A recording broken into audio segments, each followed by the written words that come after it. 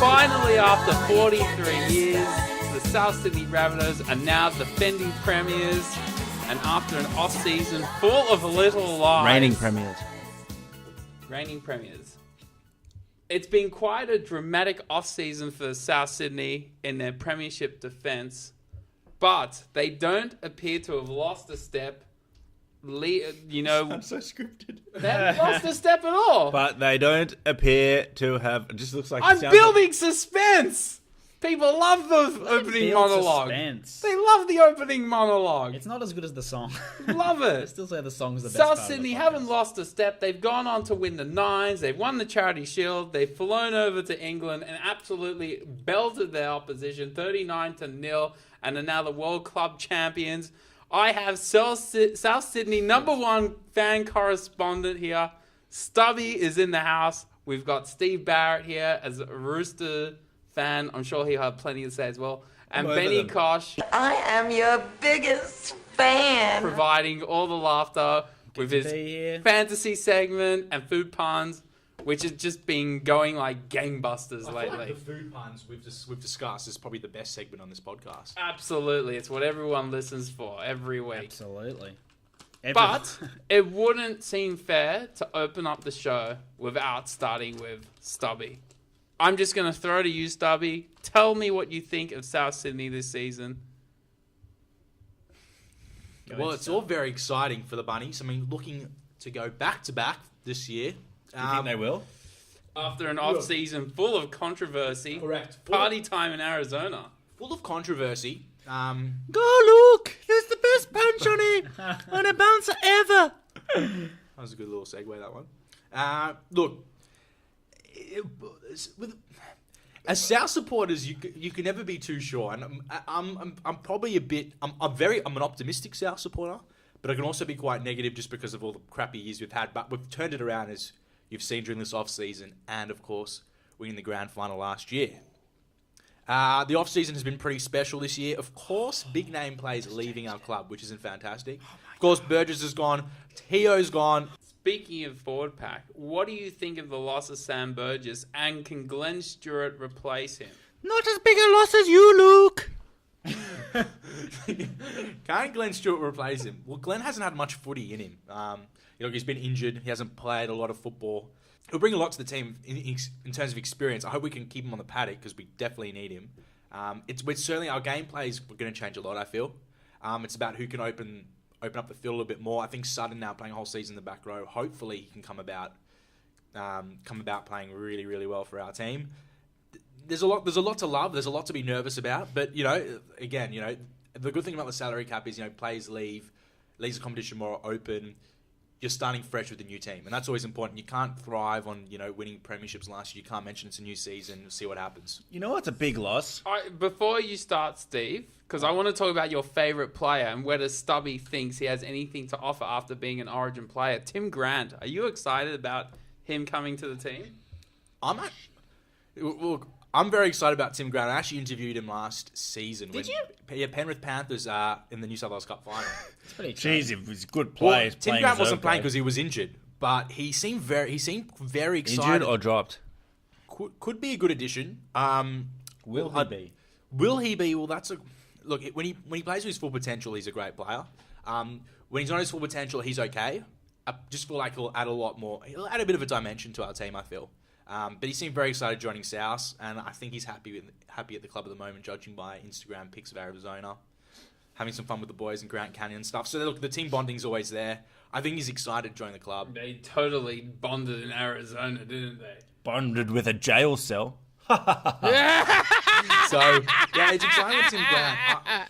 I like... There's a few prospects here I like. I love Cody Walker that we've signed for the Storm. I don't know what they were thinking, but obviously he's not playing at the moment. But he'll add a lot to our team in terms of depth. I think he's going to be fantastic. We're missing that Sam Burgess factor. No one can compare to Sam Burgess. Having someone that's mobile, that can offload the ball, can run at different angles, has that speed, works his butt off. We're just lacking that. So I think... Steve, what do you think of all that? Well, Who's your favourite player? Who are we talking about before? We're going to Steve travel loves Tim back in Grant. time. Oh, I Tim love Grant's awful. He talked himself into an Origin jersey. He had a good game he played in, but he was nowhere near the standard needed to begin with. Anyway, Those were his exact same words that he used last year as well. Remember that. we go back to that semi Roosters South. Roosters came out of the blocks, raced to a 12-0 lead. Someone came on the field and completely changed the dynamic of the game and literally was like killing people. Ben Te'o. Ben Te'o. And he's gone. Exactly. I think people are underestimating how big of a loss Ben Te'o is. When he gets angry, he's one of the scariest guys on the field. He was the best player on the field in that by game. miles. He's Sam ripped into Burgess was shreds. getting destroyed. All the Burgesses were getting destroyed. And then Te'o came on, He had something to prove. did a Bit of couple mongrel. of things, Love a bit of mongrel. threw in a bit of mongrel, and he very much dominated that game. And he swung it in South's favour along with a few contentious calls, but we're not going to go into that.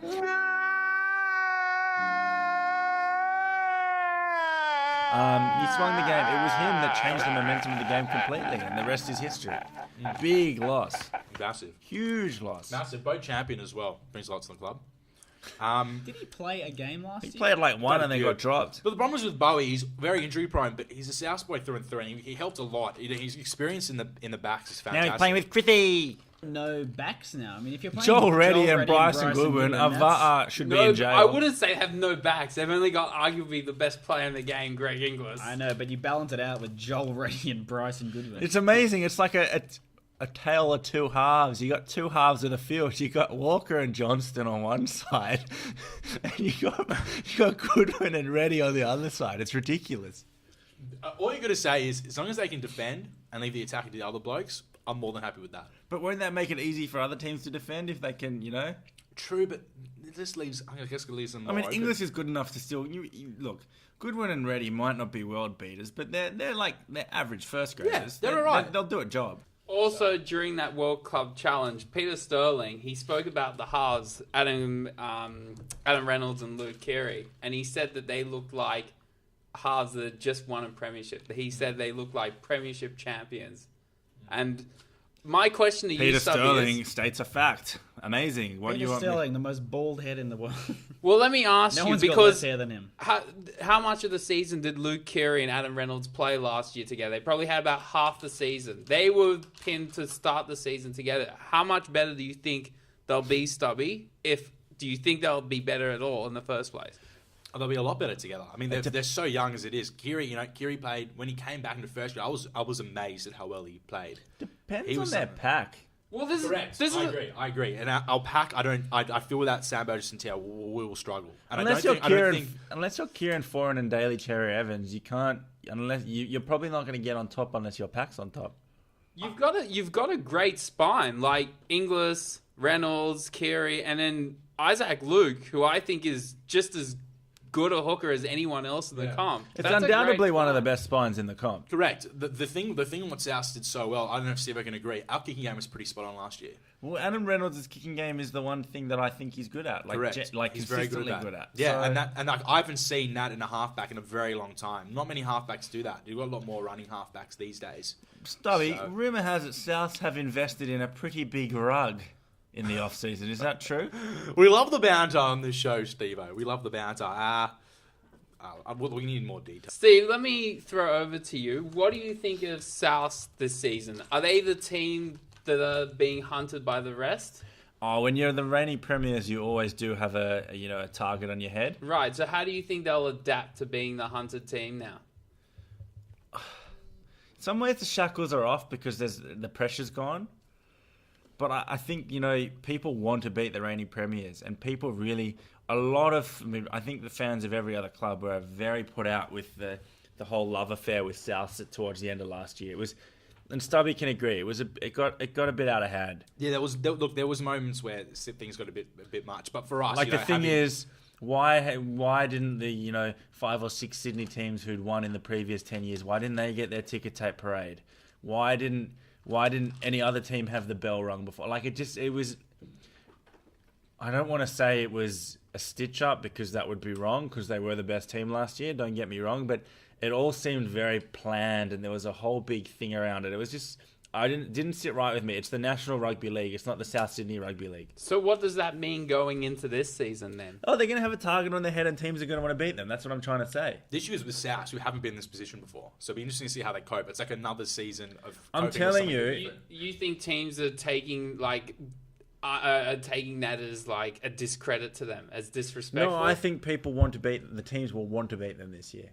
Teams that have never had a rivalry with them will want to beat them. That's the difference. And do you think Coach Michael Maguire can adapt? Do you think he can get the team to... I don't like his coaching style, and the reason why I don't like it is he coaches to win at all costs. If that means diving to win a penalty, so be it. If that means wrestling, so be it. If that means taking the 2 in the Auckland Nines, so be it. Which to me is just not the point of the Nines, is to take the... You know what I mean? They were up by 12 as well when he did it. Like, it's just... I don't like that side of him. In some ways, it's admirable, but I just think to win at all costs, the end doesn't always justify the means.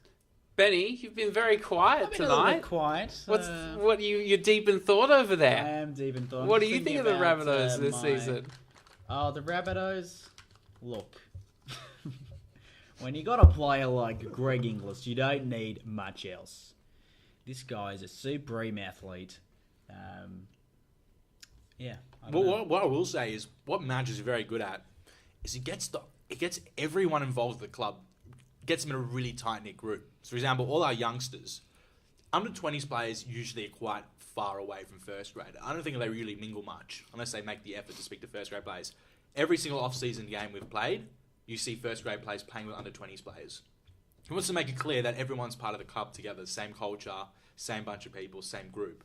Very tight-knit group. They even mentioned in the Super League, the World Club Challenge yesterday. Every single time we scored a try, we've done this for years, everyone comes together and pats the guy on the back. Everyone jumps I in. hate that about South This fans. is the thing, right? Every team does it. No, not as much as us. I've noticed it. I've noticed it. You guys are such wankers. Every single player gets in, and they noticed it the other day. They You said are they loved it how such everyone jumped in. wankers. You don't see that for many teams. I promise you. I've paid good attention. Not every team. Not every team. Oh my god! I promise you, not every team. These delusions of grandeur is just It ridiculous. depends on your morale. Raiders players don't do it. They don't want to jump in. There's a lot of teams that don't do it. We've done it. We've done it for years, and it's credit to me. Steve, I'm going to get Stevo started, but I've paid attention. I'm a very mutual supporter as well, Stevo. You know this. Nathan Ezekiel craps on about culture. It is a massive part He's of South very South. silent about the whole "go look" and John Sutton incident and the Look, cover-up. I'm not. I've And admitted. VAR. I've admitted to you clearly that what I think of the incident. I don't think it's right. You South fans honestly are deluded about the people that play for your club. Benny, I could let this go all night long. This Roosters South rivalry is alive and well. I am very mutual. But Benny, you got to give us your completely fantasy. disagree with the celebrating.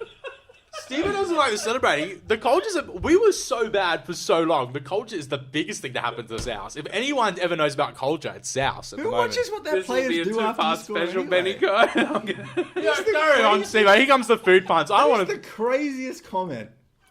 Let's talk about the food puns here. Koshi, you're up first. Am I up first? Are we skipping fantasy? Isn't there yes. anyone on South that you like? Oh, he doesn't play there. Everyone's so I got up to- George Burgess in my team. Dylan Walker is fantastic. What a player. He is a good player, Dylan Walker. I like any player with speed, and that kid is. And he doesn't walk, does he? Bag loads of it. He doesn't not a walk. walker, He's not he's a a walker. runner. He is not a walker. You say he's a Johnny Runner? Hey? He's Ooh, that's a he's drink blue pun. label Johnny Runner. I like that one. Food I've been pun. practicing that one for a while now. That's pretty good. Thank you. Koshi, you're up first with the food pun. Am I up first? Food pun time. I got nothing. What do you mean nothing? Greg English mustard. That's not bad. Stefano Tikal fast They food. have the weirdest What team. about Joel Reddy Rooster? Joel Ready Steady Cook. There we go. Glenn Rabbit Stewart. Jomo's on fire today. Joel's on fire. This South segment he's done it wonders. Fiona Chris- Massimum Curry. George Hamburgers. Luke, I can see Kiri now. The rain is gone. That Oh. is perfect. That is a ripper. You win, Jomo. But that will do me as well. This podcast is going viral as we speak. People are hearing something about that pun. Benny Kosh is winking into the microphone. I'm not winking. I am 100% serious. Wow, on that note. Adios. We'll see you for team number 2.